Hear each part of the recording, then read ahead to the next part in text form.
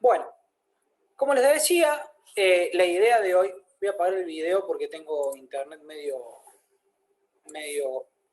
dice que está inestable. Si se corta o se queda trabado, me avisan. Lo mismo que si no ven que las filminas pasan, también me avisan o me escriben por WhatsApp porque me dice que tengo internet medio inestable, está medio tormentoso afuera con viento y acá es inalámbrico el servicio de internet, así que probablemente puede que se corte. Bueno, la función contabilidad. Acá un poco de teoría. ¿Qué hace la contabilidad?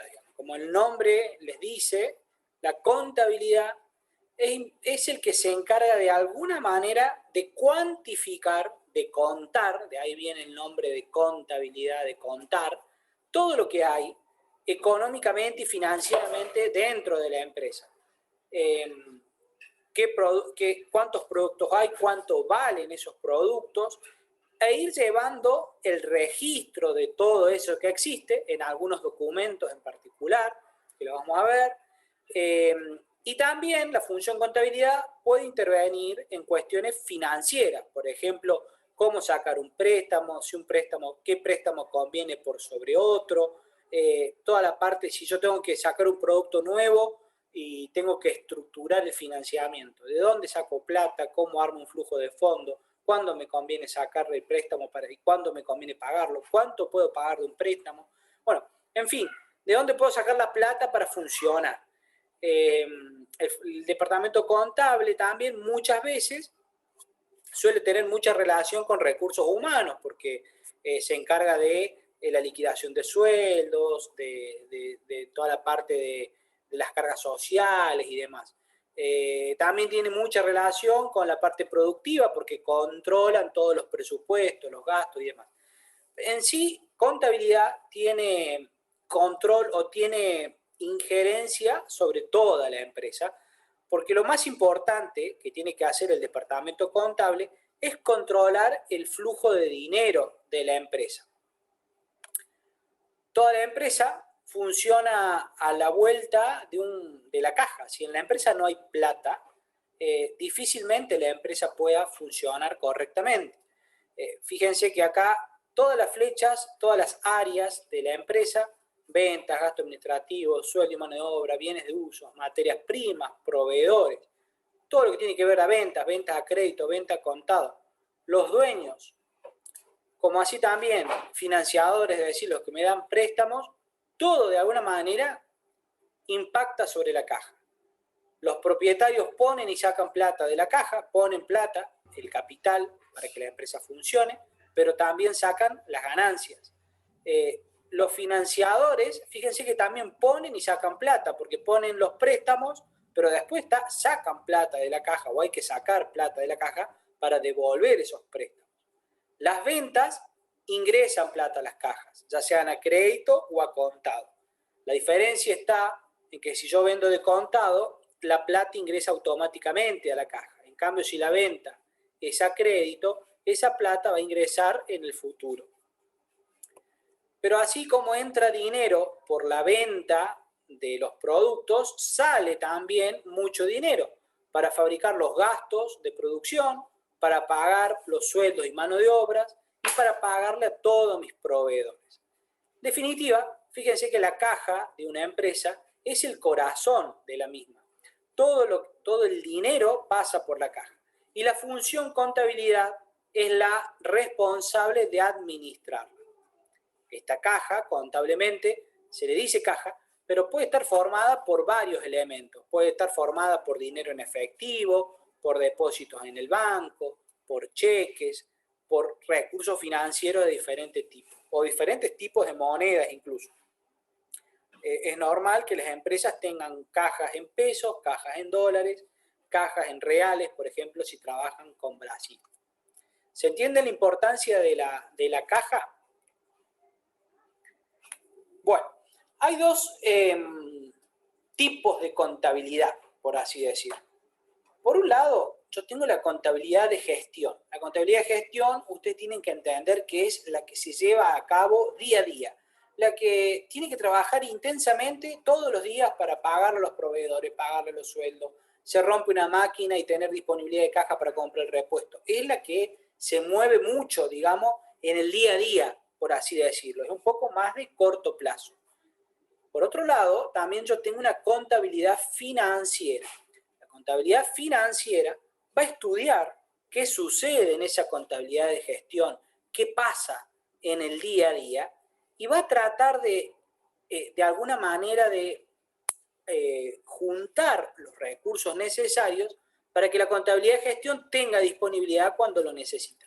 La contabilidad financiera va a estudiar cómo funciona la empresa y va a tener que tratar de tener disponible el dinero para cuando hace falta. La contabilidad de gestión, entonces, sería un concepto similar al mantenimiento correctivo que veíamos días atrás, que era que funciona después de que el hecho sucedió. En cambio, la contabilidad financiera, ustedes la pueden asociar a algo más predictivo, preventivo. Es decir, trabaja mucho antes de que las cosas sucedan, porque es la que tiene que anticiparse al funcionamiento de la empresa para que los recursos económicos estén disponibles.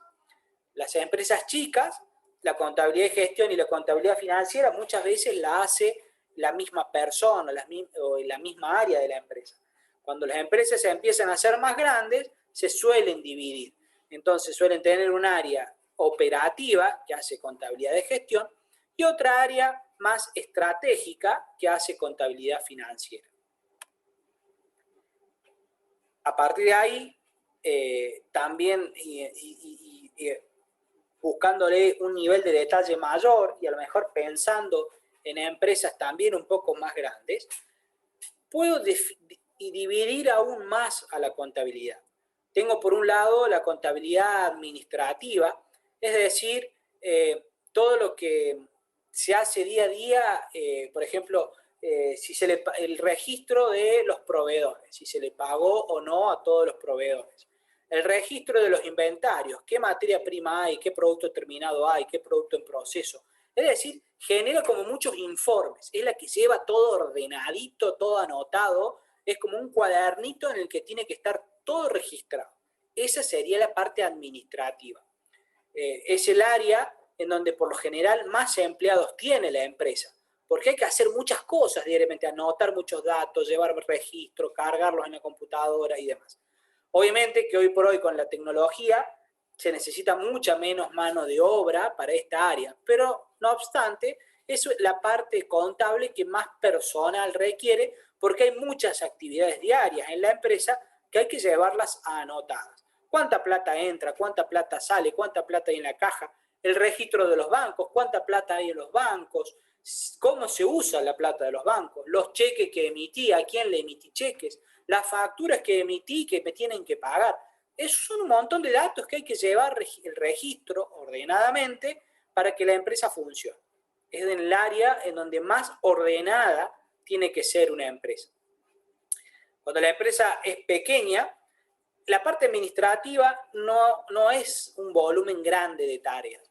Pero cuando las empresas empiezan a crecer, el volumen de tareas administrativas crece exponencialmente. Y la mayoría de las empresas suelen empezar a tener problemas acá, porque se le empieza a armar un descajete, por hablar mal y pronto, en esta área.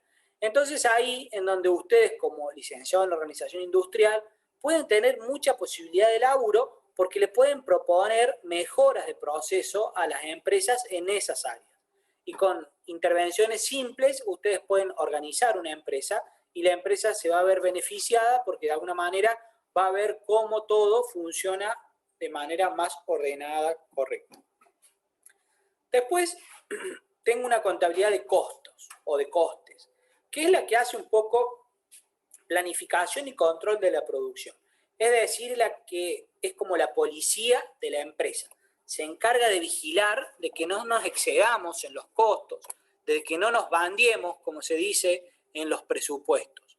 Es la que se encarga de alguna manera, administrar celosamente el dinero para que se gaste de la forma correcta. Después hay otra administración, otra contabilidad financiera, que era como que les decía antes, es la que se encarga de alguna manera hacer que la empresa tenga disponibilidad de dinero cuando hace falta. se encarga de los préstamos, se encarga de negociar con los proveedores condiciones de pago, hace un seguimiento de los intereses y va evaluando si conviene a tomar un préstamo o no. Después tenemos una contabilidad fiscal, que es la contabilidad para el pago de impuestos. Una empresa cuando funciona, al cierre de un periodo, tiene que de alguna manera pagar impuestos, por ejemplo, a las ganancias. Del total de ganancias que a la empresa le queda, una parte se va en impuesto a la ganancia. ¿Y quién entonces hace el cálculo de los impuestos que hay que pagar? Bueno, lo hace un área contable destinada al área fiscal.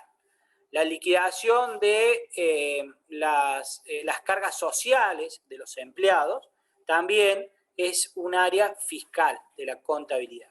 Esta área, por lo general, la parte fiscal de la contabilidad, es el área que se subcontrata. Todas las empresas, de alguna manera u otra, la contabilidad administrativa de costo financiero gerencial la hacen internamente, de alguna manera u otra la tienen internamente y es una función de línea. Pero la contabilidad fiscal es la que usualmente se subcontrata. Cuando uno tiene un contador, un estudio de contadores como un órgano staff, en realidad lo que está subcontratando es la contabilidad fiscal. ¿Entienden la diferencia? ¿Cuál es la contabilidad que se subcontrata por lo general o cuál es la función que se subcontrata? Sí, profe. ¿Por qué les parece que la contabilidad administrativa, por ejemplo, por lo general no se subcontrata, se hace internamente? Porque es algo de todos los días. Exacto. Algo que se debería ir controlando, digamos. Las personas internas conocen mejor Claro. que otros lo que ocurre en la empresa. Exactamente. Y puede que no sea formal, que la contabilidad administrativa a lo mejor la haga el dueño de la empresa y que no sepa que está haciendo contabilidad administrativa. Él a lo mejor lleva un cuaderno o una hoja de Excel con todos los registros del movimiento de dinero de la empresa y eso es contabilidad administrativa. Y él no es ni contador ni nada, es el dueño de la empresa, pero lo hace porque necesita tener un control. Ahora, cuando llega el cierre del periodo y tiene que liquidar los impuestos, ahí subcontrata un contador que tiene que tener matrícula y ese contador es el que le va a armar los balances, le va a calcular los impuestos, le va a poner el timbrado del colegio de contadores, el del colegio de ciencia económica, y bueno, una serie de cuestiones administrativas, burocráticas, si se quiere, para llevar la empresa en orden. ¿Cuáles son las funciones? Les hemos nombrado a todas, pero con esta filmina las pasamos en limpio. Se encarga de las salidas de dinero, es decir, pagar al que hay que pagar, cuando corresponde pagar o cuando se pueda pagar, porque muchas veces la empresa tiene que hacer frente a obligaciones y no tiene la disponibilidad de dinero, porque a lo mejor se equivocó en la contabilidad financiera y bueno, no tiene plata para hacer frente a las obligaciones. Bueno, deberán ver cómo negocia una mejora de tiempo, una extensión de plazos o consigue un préstamo para hacer frente a esa salida de dinero. Se encarga de la nómina de sueldos, otra de las funciones clásicas del departamento contable, llevar la liquidación de sueldos al día. Esta suele ser una función que se subcontrata también. Liquidar los sueldos a los empleados también es otra de las funciones que se suele subcontratar. Tenemos también la parte del control financiero. Hay una área de la contabilidad que hace una auditoría financiera. También se suele subcontratar. Muchas veces la empresa contrata a un contador externo que venga y nos haga una auditoría contable y nos diga si estamos haciendo bien o no las cosas, si el dinero que nosotros creemos que tenemos realmente lo tenemos, si el dinero que creemos que se utiliza para pagar realmente se está usando para pagar, etc. Pasa generalmente en empresas cuando crecen un poco y ya empiezo a dejar de tener control sobre el total del dinero que yo tengo en mi disponible. Cuando la empresa crece, imagínense ustedes que ese flujo de caja se hace un despiole tremendo y es casi imposible tenerlo al día o saber con exactitud lo que pasa. Entonces es necesario llevar un control financiero sobre todo lo que se va ejecutando. De esos controles financieros también se arman informes financieros. El ejemplo más claro o más clásico del informe financiero son, por ejemplo, los balances contables, que es un informe financiero que se pide usualmente en todos los bancos para que nos puedan dar un préstamo. Y como vamos a ver más adelante, un balance es un informe financiero que nos muestra una foto de la empresa desde el punto de vista de la contabilidad, desde el punto de vista de los números.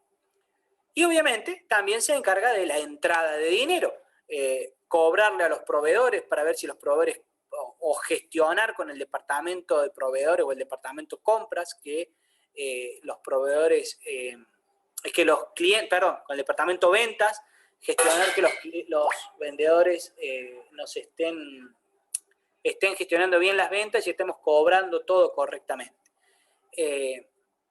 Básicamente la entrada de dinero tiene que ver entonces con el departamento comercial. También si la empresa vende a plazo, es decir, con alguna venta derivada en tiempo, o sea que yo te vendo un producto y te doy para que vos me lo pagues en 30, 60, 90 días, tengo que hacer un seguimiento de eso, porque después pasa el tiempo y tengo que saber si me han pagado o no. Lo mismo, en la medida que la empresa se hace más grande, la gestión de las cobranzas suele ser complicada. Y el área cobranzas también es un área que muchas veces se subcontrata. Yo puedo subcontratar a empresas que se dedican a cobrar por mí. Entonces yo me puedo dedicar a seguir produciendo porque es eso en lo que soy bueno, y todo el quilombo de negociar con los clientes que no me quieren pagar lo derivo en otra empresa que me gestiona la cobranza. Las empresas estas que existen de gestión de cobranza, por lo general cobran un porcentaje del total que ellas logran cobrar. Lo tengo que tener en cuenta. Bueno, funciones. Ya ahora la parte más contable, la parte más de libro. Hacer el control de los libros contables. Bueno, hay diferentes libros que se llaman, son informes financieros, en donde uno tiene que llevar registro de lo que pasa en la empresa. Los libros contables son como antes era un cuaderno, hoy por hoy son tablas de Excel o tablas dinámicas o tablas o bases de datos de un software, en donde se lleva un registro de los movimientos. Por ejemplo, un libro de mercadería, por ejemplo, se puede llevar un libro por cada tipo de mercadería. En cada libro de mercadería yo tengo que registrar el valor que tiene la mercadería que tengo en existencia. Cuando la mando, mi mercadería la mando a producción, la tengo que restar, y si compro más mercadería la tengo que sumar. Y voy llevando un registro calendario de lo que sucede. Yo puedo agarrar un día X y decirme, che, al día tal, ¿cuánta mercadería tenía? Entonces me tengo que ir al libro de esa mercadería, que yo necesito saber el dato, y me fijo el resultado entre todas las sumas y todas las restas, cuánto tengo. Hay un libro que se llama el libro diario, que simplemente lleva un registro del flujo de dinero. Cuánta plata entra, cuánta plata sale, y ese flujo de dinero después yo lo tengo que ir comparando con otros libros, porque si a lo mejor en el libro diario yo noté que entró plata, seguramente en otro libro auxiliar, que a lo mejor podría ser el de proveedores, podría anotar que un libro de clientes, perdón, en un libro de clientes tendría que anotar que cobré una deuda, por ejemplo. En fin, son series de planillas que van registrando las entradas y salidas de dinero por categoría.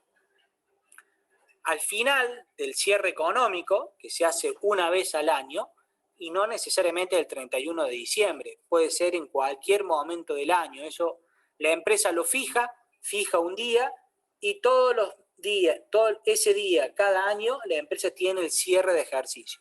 Puede decir, por ejemplo, nosotros somos la empresa X y el cierre de balance nuestro es el 20 de agosto. Entonces, todos los 20 de agosto de cada año, ahí voy a tener que hacer un cierre de ejercicio. ¿Y qué es un cierre de ejercicio?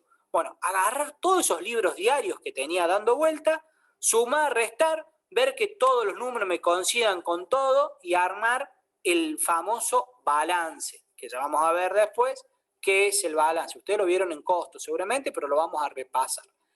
Se hace también un registro particular de las pérdidas y las ganancias, y la empresa tiene que mostrar claramente si ganó o perdió dinero.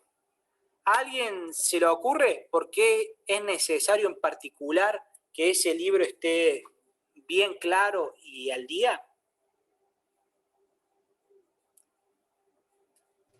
Para poder llevar un control y determinar de dónde provienen las pérdidas, por ejemplo. Sí. ¿Por qué más puede ser? Esa es una de las funciones, pero hay otra función o otra razón más importante.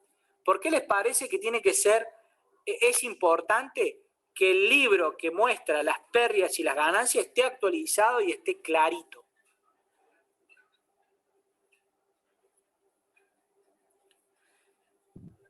Para saber si la empresa está perdiendo plata. Para saber si está perdiendo plata y si ganó plata para repartir la ganancia entre los socios de la empresa también. Pero hay otra razón más. Para poder brindar información real, digamos. Sí, pero hay una razón más. De ese libro de pérdidas y ganancias es de donde a mí me van a cobrar los impuestos como empresa. Mis ingresos brutos, impuestos a los ingresos brutos, y me lo van a cobrar de ahí. Yo tengo que mostrar al Estado cuánta plata gané como empresa, y del total de plata que yo gané como empresa, el Estado se queda con el 35% porque es el impuesto a las ganancias. ¿Está bien? Eso ustedes lo tienen que saber siempre, que por eso es importante mostrar un libro con pérdidas y ganancias, porque sobre ese libro se calculan los impuestos. ¿Tá? Y después una memoria de cuentas, es decir, se presenta como el contador suele presentar como un escrito en donde va explicando qué consideraciones tomó para armar los diferentes libros. Es un texto bastante largo y aburrido, que creo que le gusta a los contadores nomás, y explica cómo se calcula el balance, cómo se armó, qué se tuvo en cuenta, qué no. Igual vamos a ver ahora unos ejemplos simples de balance para terminar de cerrar los conceptos. Obligaciones registrales, bueno, los balances, la cuenta de pérdidas y ganancias, las memorias de cuentas, hay que llevarlas a un colegio, a un consejo profesional de ciencias económicas que valida que el contador que lo hizo tiene la matrícula habilitada y al día, y que lo que se armó está correcto, que no se mintió en la declaración de impuestos. Es algo que las empresas muchas veces suelen hacer, declaran menos ganancias de las que realmente tuvieron para pagar menos impuesto a la ganancia. Eso va auditado, sí o sí, eso lleva una auditoría todos los años y me pueden objetar. Si los números no son razonables, me pueden decir, che, acá me parece que ustedes están mintiendo, y yo voy a tener que demostrar fehacientemente de que los números están correctos o no. Y de todo eso es de donde surge la preparación de los impuestos. Muchos impuestos, sobre todo estos gananciales, se pagan una vez al año cuando la empresa hace el balance. Y suele ser una suma de dinero importante. ¿Qué otra función suele tener el departamento comercial? Bueno, como maneja la plata y la plata está presente en todos los departamentos de la empresa, de alguna manera el departamento contable tiene relación con todos los departamentos y muchas veces funciona como el coordinador de todos. O el departamento contable forma parte de la dirección de la empresa y está un escalón por encima de los otros departamentos. O en un organigrama en donde el departamento contable esté al mismo nivel que el resto, lo mismo va a tener funciones de staff con todas las áreas porque necesita información para poder armar los balances, para poder llevar los libros, para poder hacer el movimiento de dinero. Bueno, esto es el balance. Acá esquemáticamente, un balance es un documento que se divide en tres partes. Por un lado tengo el activo, que es todo lo que la empresa tiene, todo el dinero o los bienes que la empresa tiene.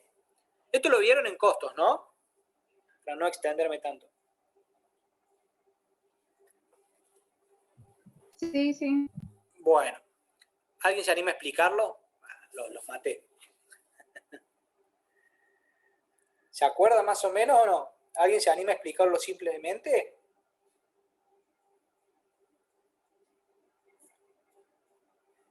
Bueno, lo explico yo. El balance está conformado por 3 áreas. El activo, que es todo lo que la empresa tiene. A su vez, todo lo que la empresa tiene se subdivide en 2 cosas. El activo no corriente, que es aquello que no es tan fácil de vender o no lo puedo transformar tan fácilmente en plata para pagarle a un proveedor, por ejemplo. Y el activo circulante o corriente es aquel que es bien líquido, se le dice en contabilidad, que lo puedo transformar rápidamente en plata, es plata, o lo puedo transformar en plata rápidamente para pagarle a una obligación que yo tenga. Está conformado por el dinero en efectivo, el dinero que tengo en los bancos, puede ser cheques de tercero, es decir, todo aquello que yo puedo transformar rápidamente en plata. El pasivo son todas las deudas, tienen una división parecida al activo entre no corriente y corriente. El pasivo no corriente son las deudas a largo plazo que yo tengo, es decir, aquellas cosas que yo tengo que pagar en varios años, un crédito de un auto que compré en muchos años, el crédito de una máquina que yo pago muchos años. Y el pasivo corriente son las deudas diarias, una deuda que tengo que liquidar en 30 días a un proveedor, por ejemplo. Y lo que queda, la diferencia entre el activo y el pasivo, es el patrimonio neto, lo que la empresa tiene, que va a estar formada por el capital y la ganancia. Acá vemos el balance subdividido en más áreas.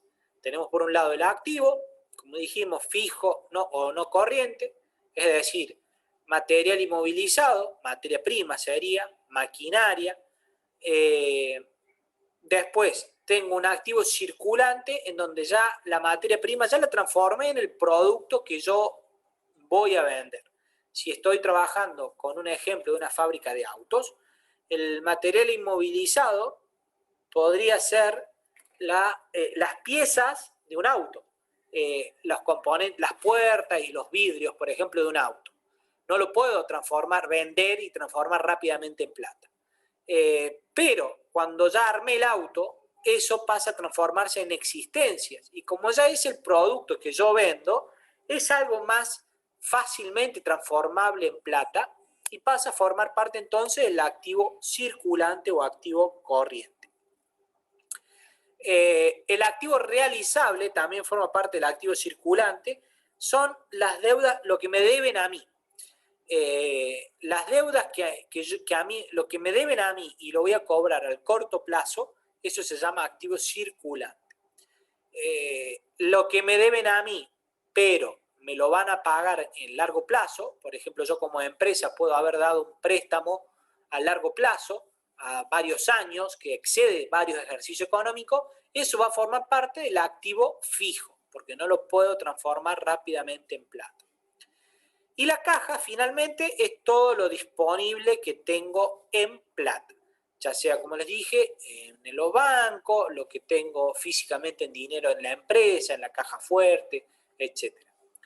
Si miramos este cuadrito, lo que tengo más arriba es lo más duro, lo inmovilizado, lo que más difícil voy a transformar en plata, y lo que tengo acá abajo es lo que más fácil se transforma en plata o es directamente plata.